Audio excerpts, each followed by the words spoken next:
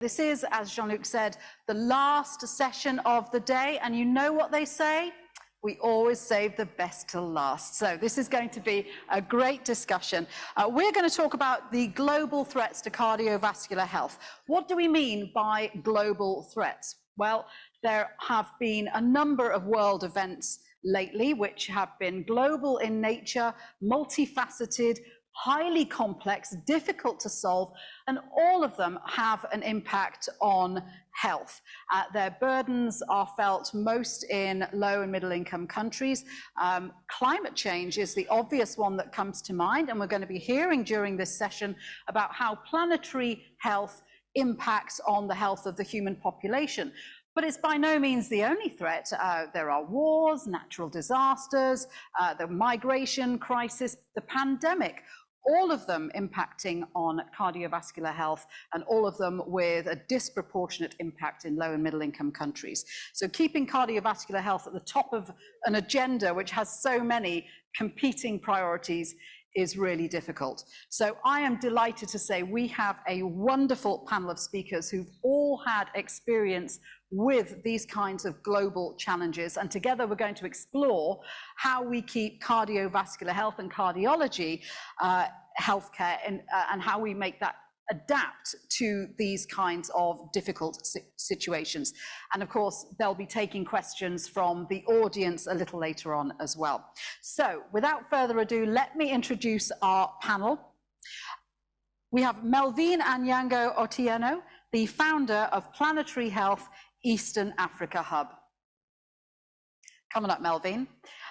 Elena Legido-Quigley, Professor of Health Systems at Imperial College London. Great to have you. Professor Robert Hatala, Chief Consultant for Cardiology at the Ministry of Health in Slovakia. Slim Slammer, Unit Head for NCD Management at the World Health Organization. And Nina Renshaw, Head of Health for the Clean Air Fund. Please welcome our speakers. Oh, thank you. So Melvin, I'm going to dive straight in with you.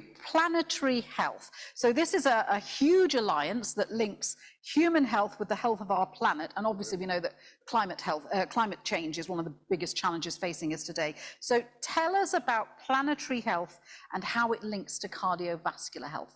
Thank you so much for that amazing question. Basically, planetary health is a concept that is focused on the interdependence between human health and also the states of the Earth's natural system. So you find out that this planetary health concept also focuses on understanding how the current trends of human related to environmental degradation, and also how it affects the health and well-being of the current and the future generation. So why planetary health? So you find out that it has a practical and also it's action-oriented, and you find out that it also focuses beyond academics. So we need also to work closely on the issues of research and how we can also integrate planetary health into our educational curriculum and basically come from from theory to transformative action. So basically, it seeks to identify and propose workable solutions. For instance, it also links the air pollution and cardiovascular diseases. So as far as climate change is concerned, it is related with the cardiovascular diseases through the mediators like air pollution and also increased ambient temperature and also the mental health issues. So you find out, for instance, in sub-Saharan Africa, that the individuals from this continent where I come from, that the most vulnerable people who are affected, especially the women and the children. And you find out that with this, you find out that women are really affected, especially also those women from the indigenous communities, and their voices need to be heard. And also we are neglecting the knowledge that they have, you know. And in scientific world, we find out that communities they don't reach out to communities or disseminate what their research finding that they have gotten. So there is really need for engaging the communities as well through our research activities. So you get all this research, you get this data, you get this knowledge. What do you do with, how does that translate into policies which can help? Yeah, so basically how it translates to policies is just that when we do our research activities, we need to engage the policymakers. So the planetary health, now that we have the implementation challenge, we need to actively engage the research community, as in the research communities really need to engage the communities and also practitioners as well as other disciplines. For instance, with the planetary health, we cannot just depend on working in silos, but we need to involve other disciplines, people from the medical practitioners, right. We need business people, we need people also from communications, media, and so on. And also we need the youth to also work closely. So you're pulling in all the sectors. Exactly. Thank you, Melvin. Obviously, climate change is something that impacts on so many spheres of life, not least, it's one of the driving factors of the migration crisis. And Elena, if I can come to you and ask you about the increasing numbers of migration is posing huge problems for health systems. How do we improve access to healthcare for refugees who have chronic conditions like hypertension and heart disease? Yes, so first of all, when we think of migration, we have migrants, undocumented migrants, and refugees. So the different typologies. And it's very important to highlight that we've been doing research for many years, and we've always advocated for all of these groups to be included within the concept of universal health coverage, that they should be provided services in the countries where they're flying to, or the host countries. This, before COVID-19, it was starting, we were seeing changes, and we were seeing countries in Europe that they were adopting such policies. Unfortunately, with COVID-19, after COVID-19, and with politics, we are aware that we cannot avoid the fact that the health systems, it's about politics, and we've seen it today also with our health ministers, but sometimes the politics go against the policies that we're trying to fight for.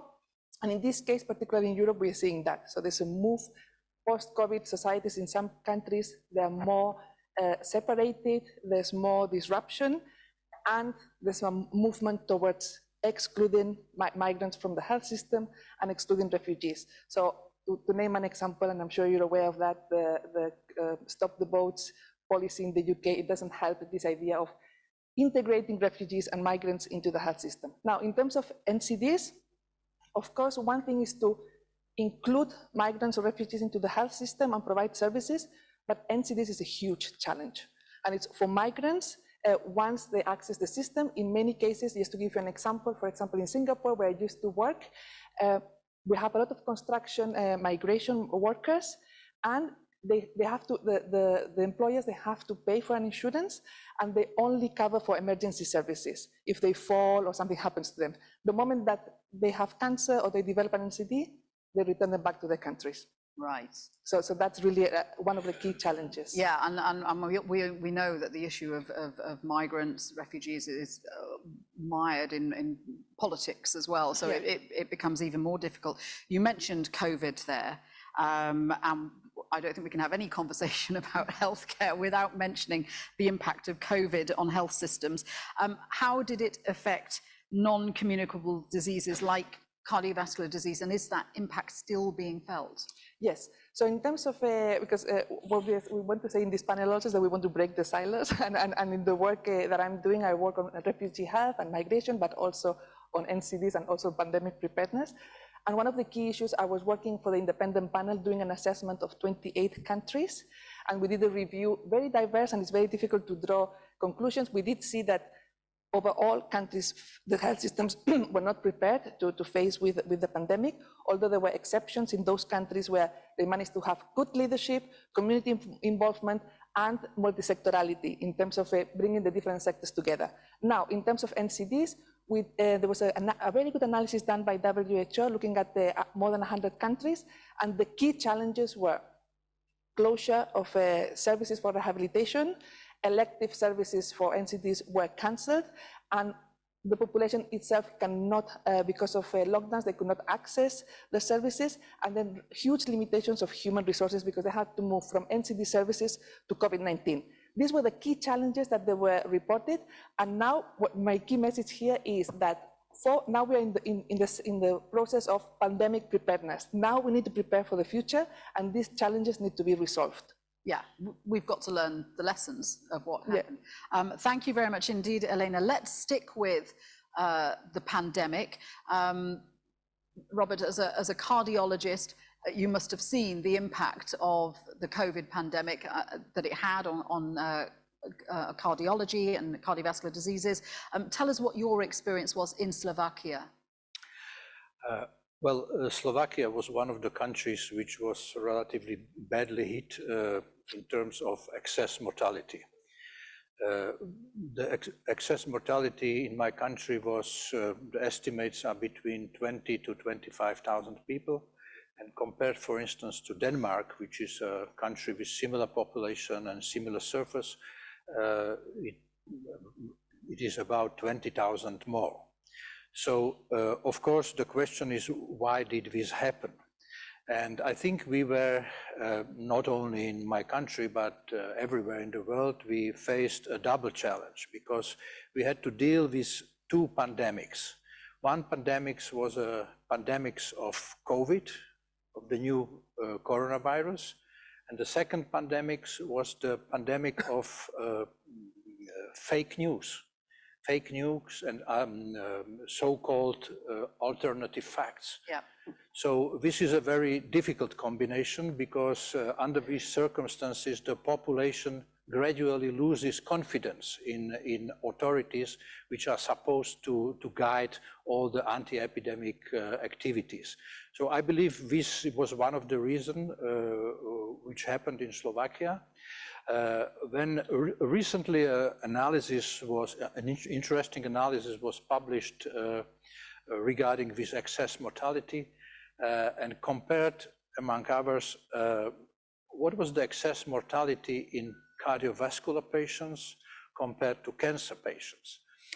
Both are considered as very vulnerable populations, but to our surprise, there was important excess mortality in cardiovascular patients, but the excess mortality in cancer patients was in fact not evident because it was still within the confidence interval taken from the last 5 years before COVID.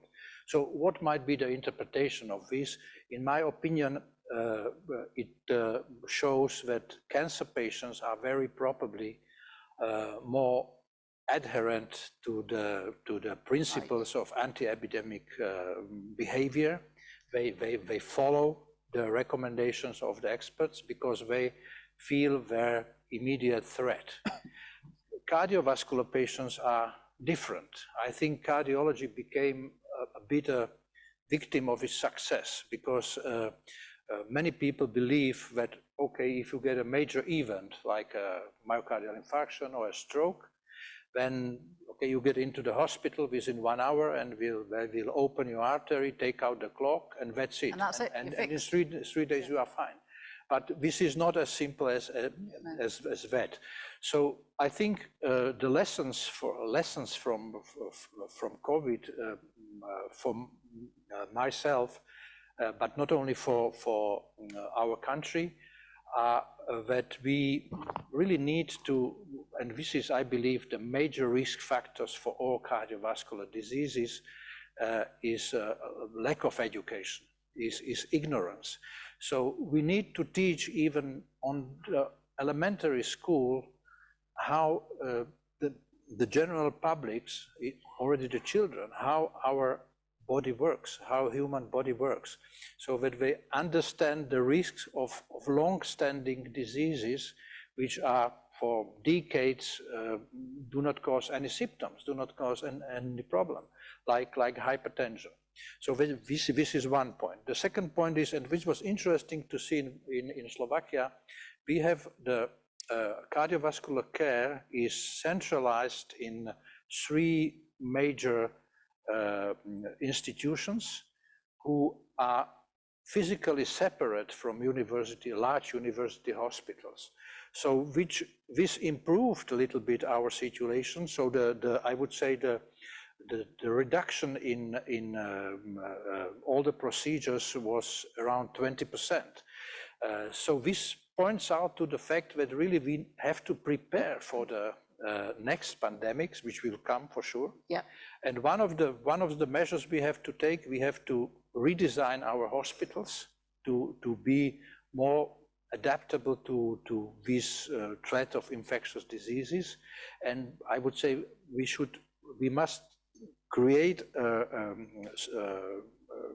situation that we can easily, I will quote, outsource the infected patients to separate buildings, to separate hospitals. To have a proper separate system which enables cardiovascular patients to continue to be treated. Maybe an interesting comment, in my country at the beginning of the 80s, this was the peak of the Cold War. So the Communist Party decided that we are probably under, there is a threat of an attack of these biological weapons from the West. So we built a large infectious disease hospital with 180 beds, with all the operating theaters. Unfortunately, this building in my town was so deteriorated over these 40 years that it was not in fact functional at the moment when the attack came, but not from the West directly. So I believe that this is important to have facilities relatively swiftly ready for this kind of situation. So we're learning lessons not just from the pandemic, but from the Cold War. It's going right back to then. Lessons from the Cold War. Thank you very much indeed. Slim, I know that you have a lot of experience in assessing the needs of people living with NCDs in humanitarian emergencies. And obviously, in a lot of those circumstances, priority is given to the provision of emergency care. So how do we ensure chronic conditions like cardiovascular disease is prioritized, even in conflict and disaster zones? Thank you for the question. And yes, I spent 10 years of my life on a board of Doctors Without Borders, and additional 10 years in the Eastern Mediterranean region, where we have half of the countries in conflict and acute and protracted emergencies, and more recently with Ukraine, with the earthquake, with some of the chronic situations like in Sudan, we have to respond. Ensuring is not the right verb. We should, but this is not what's happening. And I think the first element is how we elevate that discussion so that pandemic preparedness includes NCD prevention, mental health, and access to services. And I think the first thing that we do in WHO is that advocacy is how you frame it so that the narratives intersect. When we are discussing a new instrument for preparedness, we also need to ensure that the discussion includes maintaining essential services. I think one of the messages is also not creating silos. I'm not pushing for cardiovascular disease versus cancer versus chronic respiratory disease. They are essential needs, and within an emergency response, the need assessment need to determine what need to be addressed and supported. And for all type of entitlement, we're discussing refugee, but we have more and more forcibly displaced population. Ukraine was an example among. Now, the decades of change in the humanitarian landscape is that we have more forcibly displaced population, and also much more the profile of the population.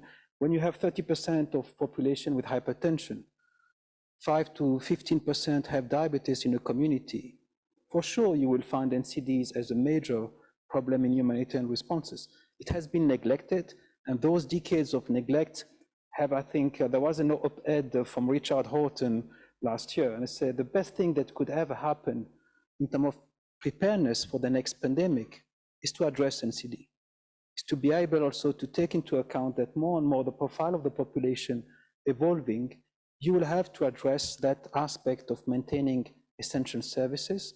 And of course, one of the first things is to highlight what are the pathways that are affecting people, what are the vulnerability of people and their profile, and why, as we explained, people have been more affected by COVID than others. Why do we have more adverse outcomes when we have a chronic condition is the first element. But in some difficult situations where there is conflict or famine, other humanitarian crises, it's often not the first impulse of the government to think about those things. They might be more worried about security, they might be more worried about hunger. So how does your approach work in situations like that?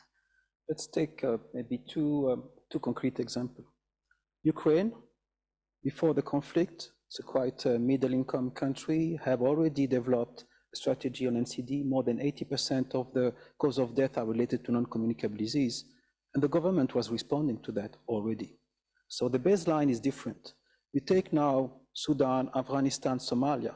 30 to 35% of the cause of death are related to NCDs. It's not 80%.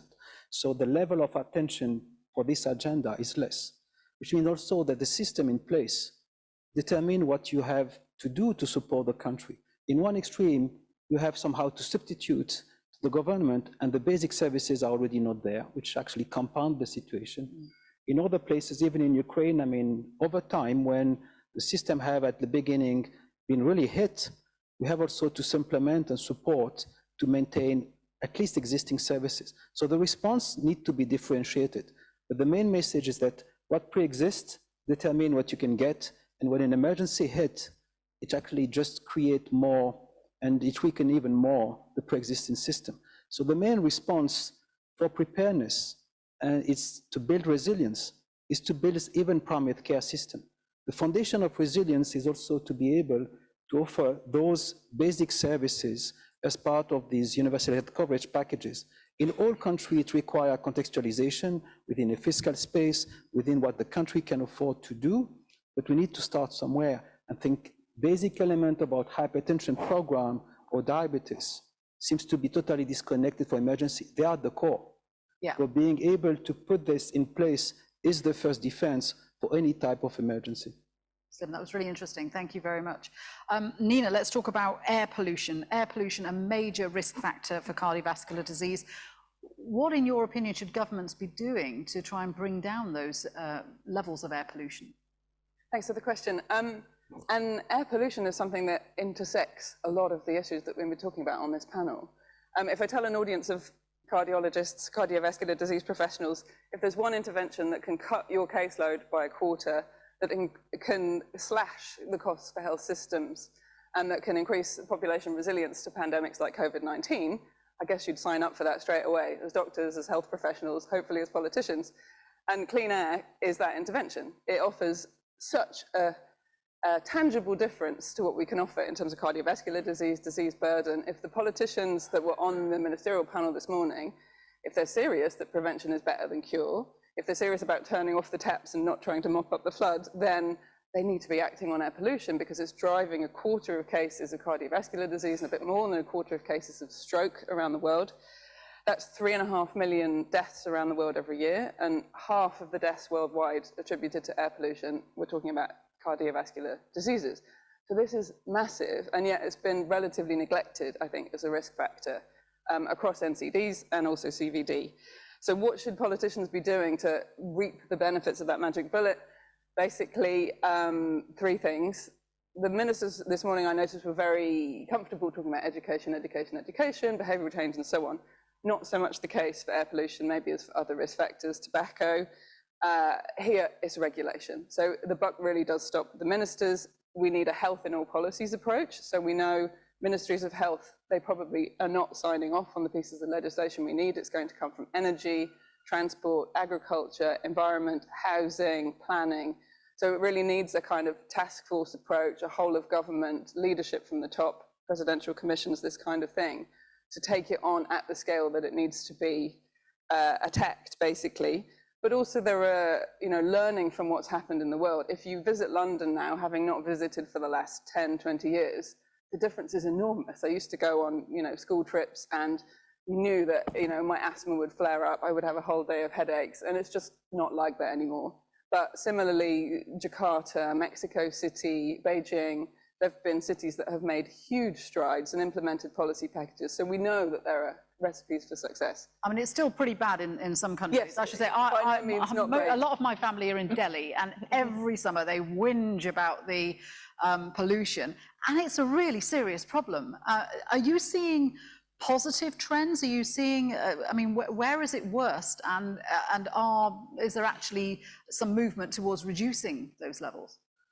There are 2 sides to that coin. We work with the Health Effects Institute State of Global Air Quality Review every year to look at which places in the world are getting better, and we're seeing huge improvements in some beacon cities, let's say. Some parts of the world, air quality has improved almost beyond recognition. But parts of Southeast Asia, Indonesia, Malaysia, some parts of Latin America, and especially West Africa. West Africa, this problem is rapidly rising up as populations urbanize, cities get much bigger. But I think there's a lot to learn about, bringing health in when the policy solutions are being debated by other ministries. So health officials, cardiologists, health civil society have to be a part of those discussions, and we have to make sure that we maximize the health benefits and count the health benefits. So we're working with the government in South Africa, the Presidential Commission for the Just Energy Transition Partnership, so looking at the transition away from coal. They've done the cost-benefit assessment, they've looked at kind of the social justice aspects, but what hasn't been evaluated so far, which is incomprehensible to me, is the health benefit of moving away from coal. You're going to save thousands, tens of thousands of lives, and yet you're right. The conversation's not about health, it's about not using fossil fuels. And it will tip the balance in favor of sensible decisions, the kind of things governments need to be thinking about: low emissions zones, taxation of fossil fuels, or at least removing subsidies from fossil fuels, supporting renewable energies, supporting public transport, walking, cycling, bans on waste burning. There's a huge compendium, in fact, prepared by WHO of all the policy areas that we should be intervening in.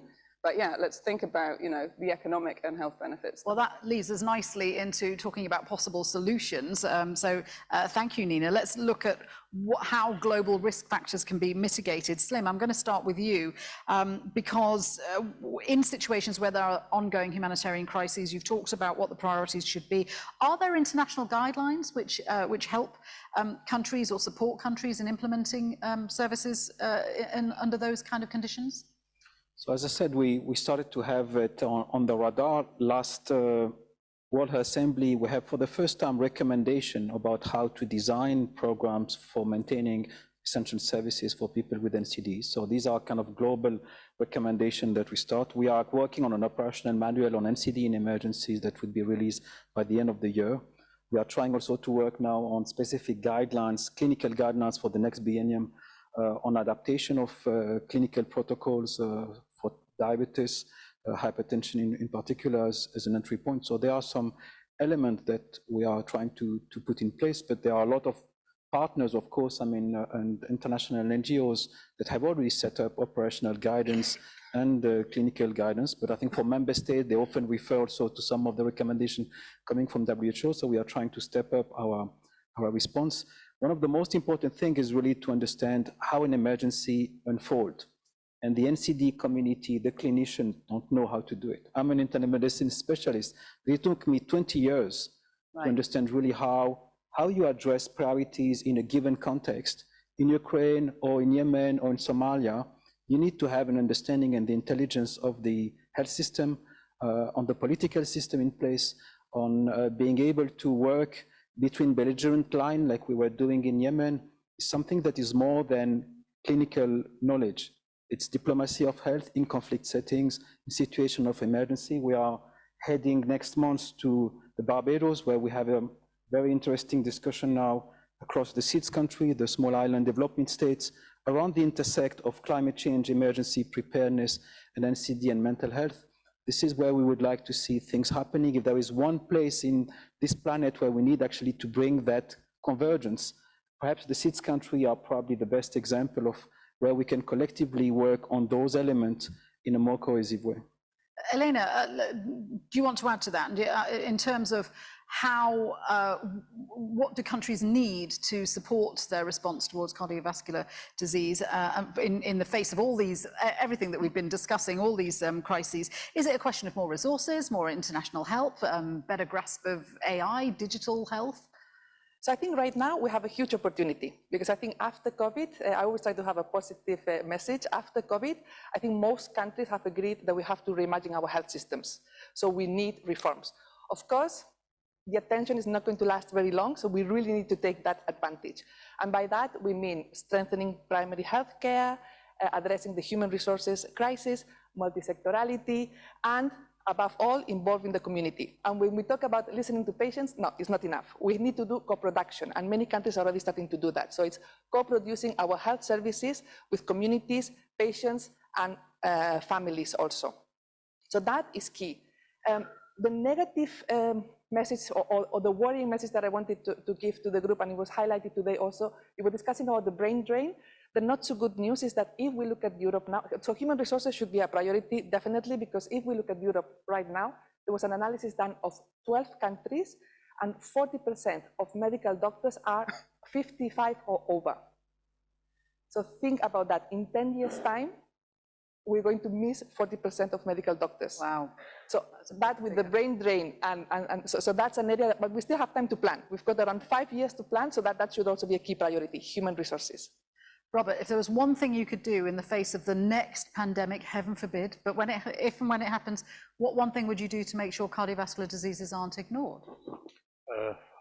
I very much agree with the important role of primary care, the quality of primary care. And there was a nice article by the president of WHO, Dr. Tedros Adhanom, recently in The Economist, where he made a summary of lessons from COVID. And I think public health, it's not only the primary care, it starts in the schools, in the cities, in the streets, how people behave. But this was, for instance, the role of primary care in the analysis we have done in Slovakia. The simple fact that the patient was able to contact his family physician, his GP, within 14 days since the first symptoms, decreased the mortality by 85% of these people. But one of the problems of my country is, as was mentioned, our primary care, 1/3 of the physicians are older than 60. So they themselves were vulnerable. Yeah. So many of them, of course, were afraid to continue their practice. These practices were closed. These were private practices. There was not enough impact on primary care by the public health authority. So I believe we need to rapidly improve our primary care to make it pandemic-proof somehow. And I believe also in the second principle, which is we have to redesign our hospitals. The motto should be that the specialist should follow the patients into specialized hospitals, and not vice versa, because when you do it vice versa, you have a disaster in your hospital. And that's what you were talking about before. Thank you very much. Nina, how important is civil society and public pressure when it comes to stimulating action to reduce air pollution? Indispensable, massive. I mean, look at what the cardiology community contributed to achieving in tobacco control. If you look back 40, 50 years, it's incomparable where we are now to where we were then. So I would say never underestimate the power of civil society, and especially health civil society. As another example, look at what's been achieved in HIV, unrecognizable compared to 30, 40 years ago. So, I mean, civil society and as Clean Air Fund, we support civil society, we support civil society advocacy to make these points. We're looking forward to working more with the health community. We're excited about working with World Heart Federation. And I would plug on air pollution, they put out a brilliant policy brief not so long ago, which outlines what the cardiovascular disease community can do about air pollution, which is extremely constructive. So a quick plug for that, and looking forward to seeing what more the health community can do, actually. And I guess kind of a common theme on this panel is silo busting. So reach across to other parts of the health community, across all of NCDs, dementia, diabetes, obviously lung disease, mental health. All of these can be vastly improved. They can all be brought in and they prevented by air pollution action, absolutely. Yeah. Also, clean air action is climate action. Come along to the UNFCCC, come along to the climate negotiations, make sure that the policymakers, climate, environment, energy, who are going to be there, hear the health message, hear the health benefits of climate action and what it will mean to all of us. And I would say, join forces also across other sectors. What the tobacco control community did so well was got comfortable with tax policy, with trade policy, with like really complex, difficult areas of policy making, realizing that these were the ministers that were going to make the changes there, and join forces with them, essentially. Join forces and just keep the pressure on. Thank you.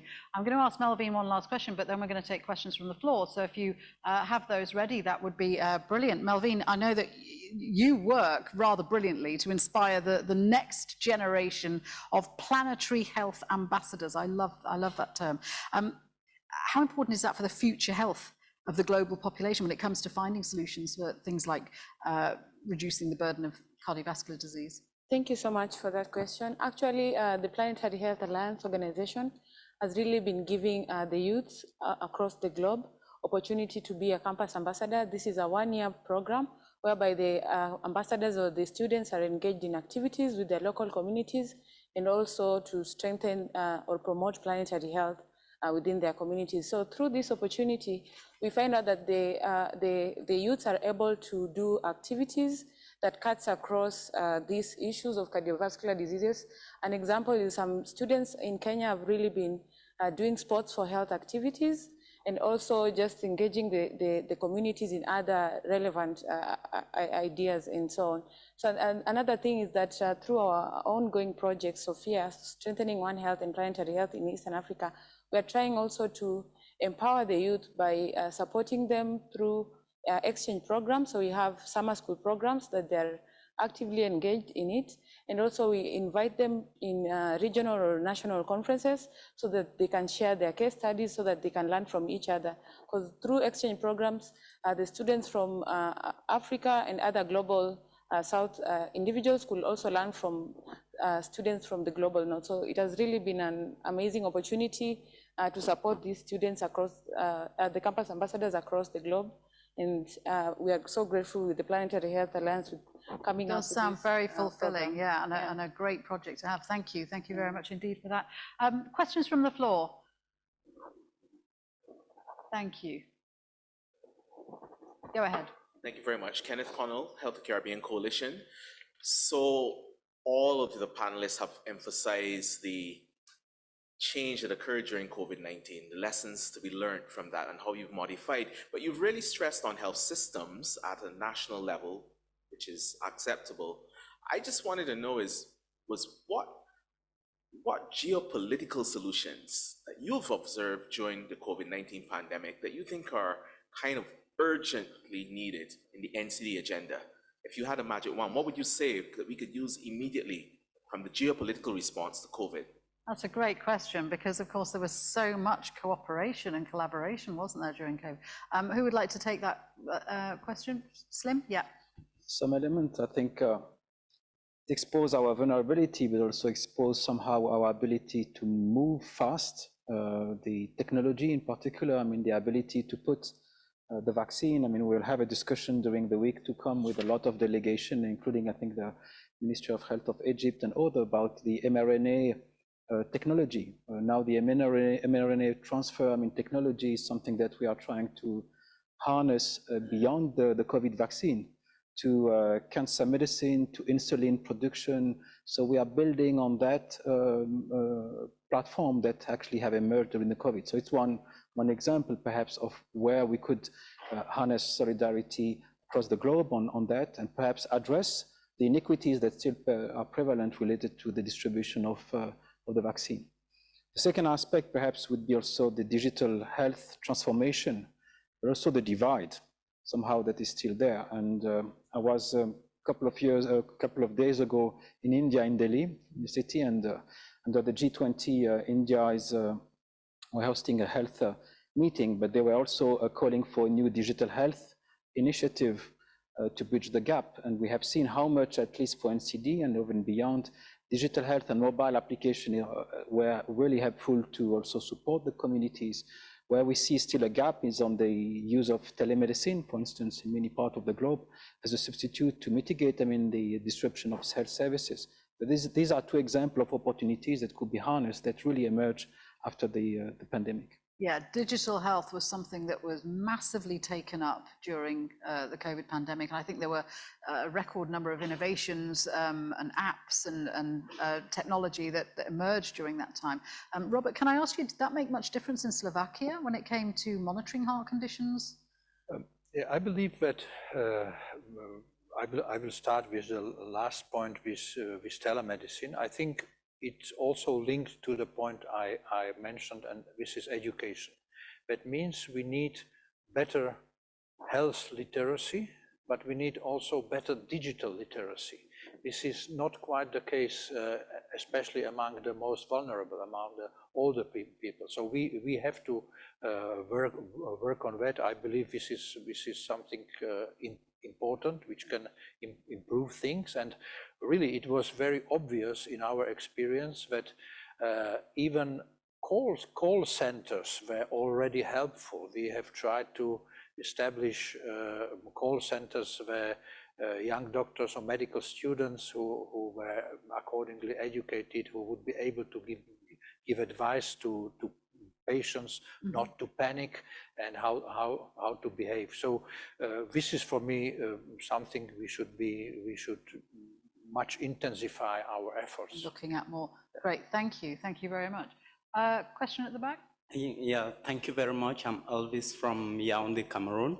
I'm really interested about on this topic, global threats, which were, when we look at COVID, learning from what the world went through with COVID, and we are now recovering. I'm just wondering if some of the measures that have been taken are not only health-oriented, but looking at education. Because if we talk about youths, for example, we get our basic education, as I'll call it, from schools. Is there a way of mainstreaming some of these issues? For example, air pollution. I learned firsthand tobacco issues from school, like I saw it in books. Is it like ways where we put pandemic preparedness in the education system so we don't get surprised on maybe future issues? And just to say air pollution in its own, it's a pandemic, even if we don't want to call it, because it kills more than 7 million people every year, and we are just pretending not to call it a pandemic. So I think some of these issues are so seriously related to cardiovascular health in particular, which we don't see them in school setting. And WHO, I don't know if at country level they are pushing for identifying these, not separating the risk factors, but really gathering all in one before we identify others and add to. Thank you. Great points. Thank you very much. Well, let's start with air pollution, since that was the example that was given. A pandemic by any other name. What's the role of education in trying to bring down air pollution? It's certainly important. I think a little bit to come back to the previous question, a lesson that we probably haven't learned from the pandemic so far, if you look at the pandemic treaty negotiations, is prevention, is taking a planetary health approach to pandemic preparedness and response, looking at the communities that were more vulnerable and had worse outcomes during COVID, across Asia, across North America, across Europe, where studies have been conducted. These were highly polluted communities that obviously had a higher prevalence of NCDs and were then more vulnerable. So there's a prevention angle, which I don't feel like geopolitically is being sufficiently picked up so far. My fellow panelists might disagree. Education is certainly important, and I think we're also working with schools in different parts of the world. And you see sometimes the most obvious solutions literally on the doorstep, like burning rubbish in the schoolyard at lunchtime. So thinking about how do you address this, how do you identify that as a problem, and then work with the local community to find ways to solve it. And sometimes these are very quick solutions. Sometimes you have to look upstream and have more systemic solutions and look at your waste management plans and things like this. But certainly, I would agree with Elvis that the point is schools is where we need to start. And also children want to talk about climate change, want to talk about their own personal environment, want to talk about how they're feeling, how their grandparents are feeling. It's a big issue. It's a great way to engage. It's huge. It's huge. Elena, do you want to add to that? Yes, so what I wanted to highlight is that I think we're all agreeing that there's so many issues that interlink with pandemic preparedness, and we need to consider that. And in my case, the way that I thought, because as I mentioned, I was working in the independent panel for evaluating the response at the global level, which was a huge challenge at the national, regional, and global level, and providing recommendations.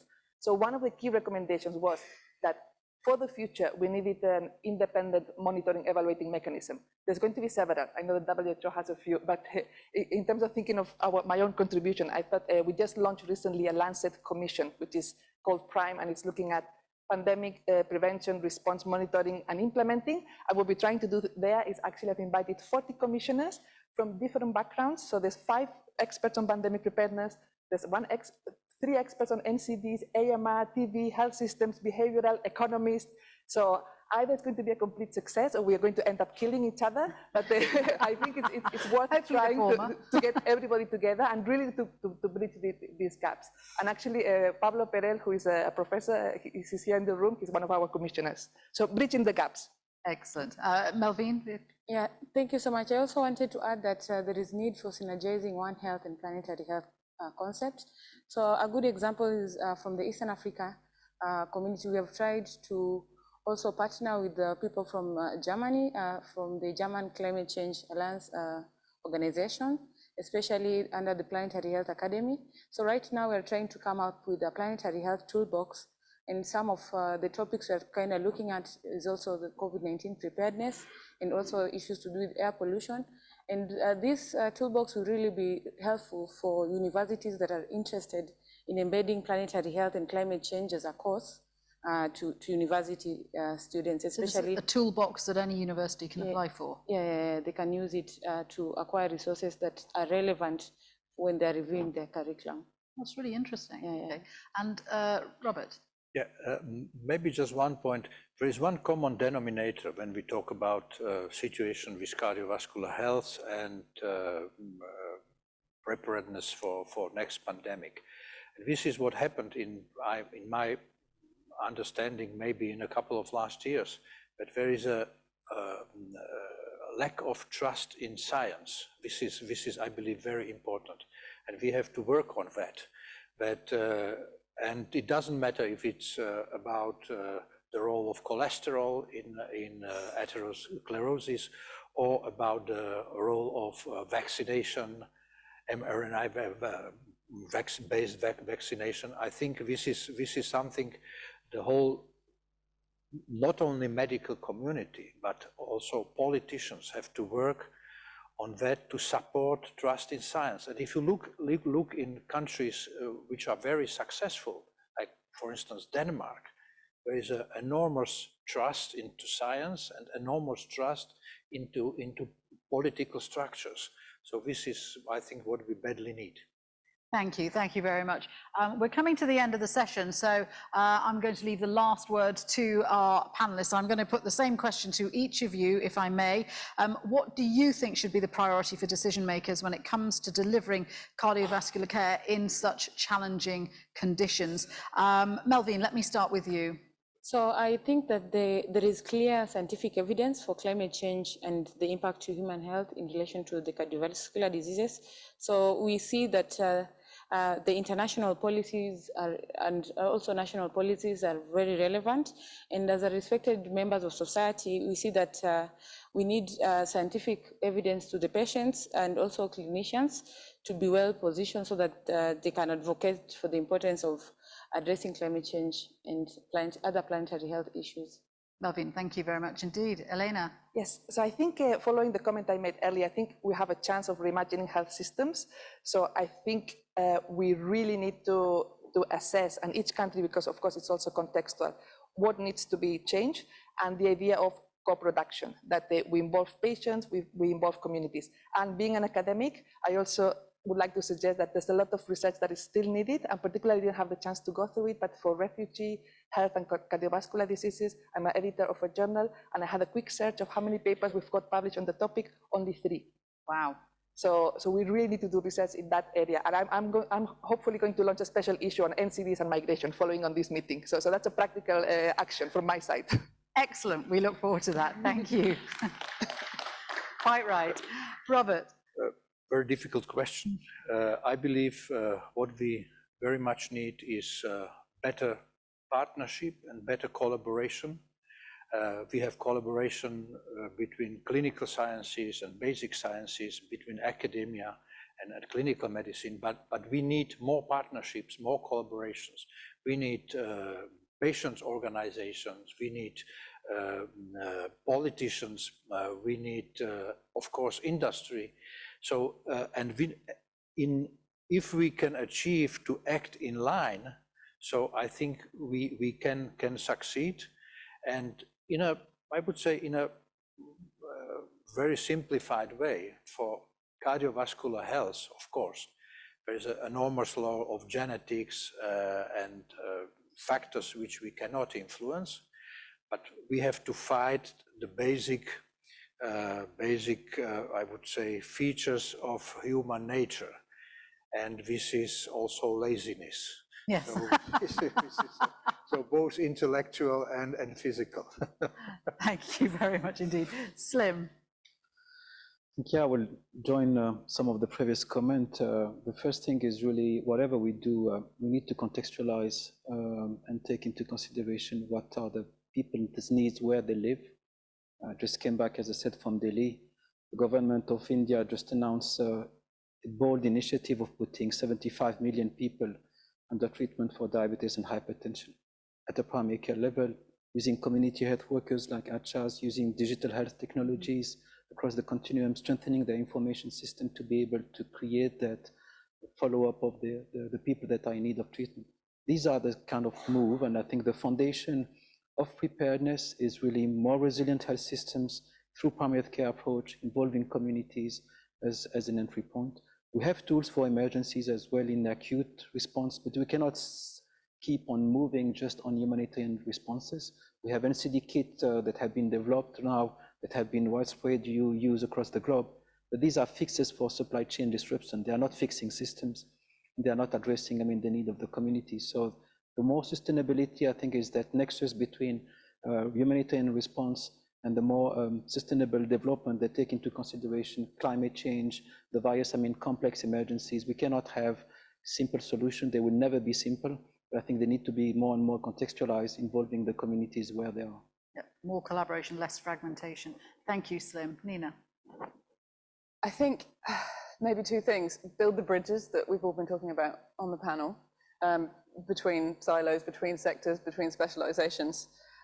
Link up with civil society, and I think there's a role for everybody in the room, no matter what your profession or specialization, to join a movement, whether that's at a local level or a national level, or call for something internationally, kind of use your expertise, use what we've seen from these crises in recent years, and try and learn those lessons and invest in advocacy, essentially, try and turn the ship around, I guess. Thank you. So more collaboration, more research, more education, more civic society pressure, less laziness. Thank you very much indeed. Thank you to my panel. Thank you.